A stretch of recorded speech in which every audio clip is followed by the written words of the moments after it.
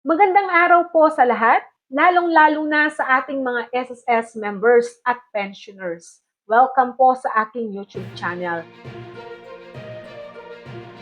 Ito po ay napakagandang balita sa lahat ng mga SSS pensioners at miyembro nito.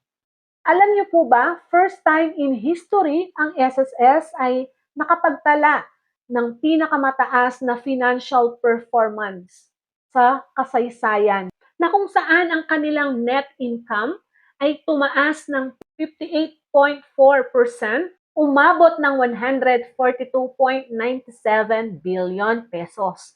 So yan po ay napakalaking halaga.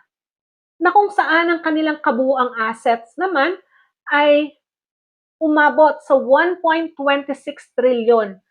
So ano ba yung ibig sabihin yan? Isang tanda na ligtas at matatag ang pondo ng benepisyo at pensyon, na ang makikinabang naman tayo, mga SSS members at mga pensioners. Sustainability ng mga benepisyo, kagaya ng mga benefits na nakukuha natin. Sa mga SSS pensioners, ang mataas na reserve fund ay napakaganda din para sa inyo. So, ibig sabihin nito, ang inyong pensyon ay makukuha pa ninyo ng tuloy-tuloy dahil may reserve fund ang SSS. Yan lamang po ang ating balita para sa ngayong araw na ito. Have a nice day and God bless us all. Ito po ang inyong lingkod, Pro Information Hub.